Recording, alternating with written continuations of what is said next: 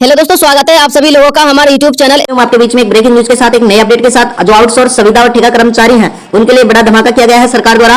15 अप्रैल 2025 से जो समान वेतन और मानदेय का आदेश भी जारी कर दिया गया है दोस्तों, लागू कर दिया जाएगा। यह आदेश दिया है सरकार ने, किसका वेतन बढ़ेगा किसका नहीं बढ़ेगा ये संपूर्ण डिटेल इस वीडियो के माध्यम से मैं आपको समझाने वाला हूँ। संविदा जो कर्मी है उनके लिए बड़ी ही खुशखबरी निकल के आई है। जो सभी प्रकार के कर्मचारी हैं उनकी संपूर्ण जानकारी इस वीडियो के माध्यम से मैं आपको समझाने वाला हूँ। दोस्तों वीडियो को लाइक कर लेना, चैनल को सब्सक्राइब कर लेना, वीडियो को जरूर शेयर कर देना। दोस्तों जो संविदा कर्मचारियों के लिए जो बड़ी खबर निकल के आई है, बड़ी खुशखबरी निकल के आई है, उसके बारे में भी इस वीडियो के माध्यम से हम जानने वाले हैं।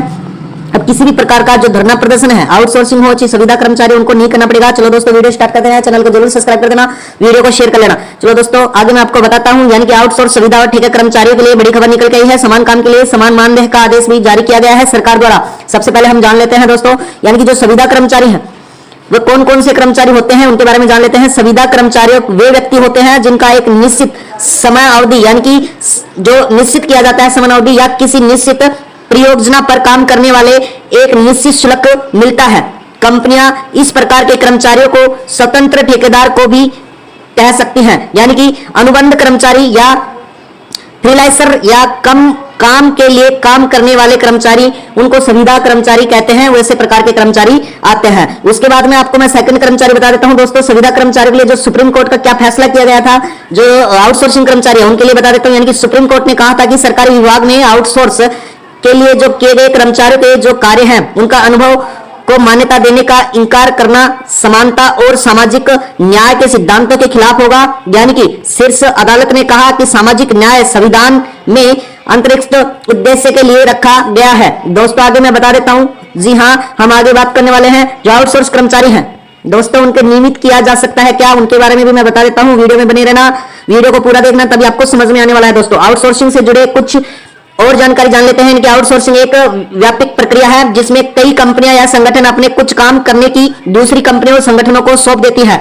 इसका मुख्य मकसद अपने काम का लागत कम करना होता है दोस्तों, इसलिए कंपनियां आउटसोर्सिंग कर्मचारी रखती हैं। उसके बाद में आगे मैं बता देता हूं, आउटसोर्सिंग कर्मचारियों का अवकरण की सेवा वापसी, वेतन भुगतान में जो विलंब जैसी समस्याएं गंभीर होती हैं। एक ही तरह से काम करने के उनके साथ दोबारा व्यवहार उचित नहीं है। यानी आउटसोर्सिंग कर्मचारियों की मांग को सदन में उठाया जा सकता है ताकि उनकी समस्याओं का समाधान हो सके। और जो आउटसोर्सिंग कर्मचारी हैं दोस्तों, बार बार भर्ती होने के बाद काम करते रहते हैं और इससे एक दूसरे साल में कॉन्ट्रैक्ट का जो साइन है करवाया जाता है और उनको काम पे रखा जाता है। उसके बाद में मैं आपको बता देता हूं दोस्तों, जो आउटसोर्सिंग नौकरियों का वेतन प्रति माह कितना है। भर्ती प्रक्रिया आउटसोर्सिंग कर्मचारियों के लिए जो अनुमानित कुल वेतन मैं आपको बता देता हूं 22,203 रुपए प्रति माह के लगभग है, जिसका औसत वेतन 20,005 रुपए प्रति माह आपको दिया जाता है। आगे मैं बता देता हूं दोस्तों आपको, यानी कि भारत में लाखों लोग आउटसोर्स संविदा और ठेका के आधार पर काम करते हैं। इन कर्मचारियों को अक्सर नियमित कर्मचारियों की तुलना में कम वेतन और कम सुविधाएं मिलती हैं, जिसके लिए सरकार ने समान वेतन के लिए इसके लिए इस स्थिति को बदला या इसको संभावित बदलने के लिए हाल ही में सरकार ने दोस्तों कर्मचारियों के लिए समान वेतन और मानदेय की व्यवस्था का संकेत दिया है। उसके बारे में मैं आगे इस वीडियो के माध्यम से बता देता हूं। यानी कि यह खबर आउटसोर्सिंग संविदा और ठेका कर्मचारियों के लिए बहुत महत्वपूर्ण है। अगर यह आदेश लागू होता है तो दोस्तों लाखों कर्मचारियों की आर्थिक स्थिति में सुधार होगा। साथ ही यह कदम श्रम कानूनों के लिए एक बड़ा बदलाव का संकेत हो सकता है। यह लेख में इस वीडियो में हम इस नए आदेश के बारे में विस्तार से आपको बताने वाले हैं। वीडियो में बने रहना, चैनल को सब्सक्राइब कर लेना, हमारी रोज इसी प्रकार से नई नई वीडियो आपको बताई जाती हैं। आगे मैं आपको बता देता हूं दोस्तों, यानी कि समान वेतन मानदेय का नया आदेश क्या है सरकार द्वारा दोस्तों। यानी कि नए आदेश के अनुसार आउटसोर्स या संविदा कर्मचारी हो या ठेका कर्मचारी हो, उनको नियमित कर्मचारियों को समान वेतन और मानदेय मिलेगा। यह आदेश equal pay for equal work के सिद्धांत पर आधारित है दोस्तों। यह सरकार जल्दी ही लागू कर दी जाएगा। आगे मैं आपको बता देता हूं, यानी कि जो समान काम के लिए समान वेतन, सभी सामाजिक सुरक्षा और लाभों का विस्तार होगा।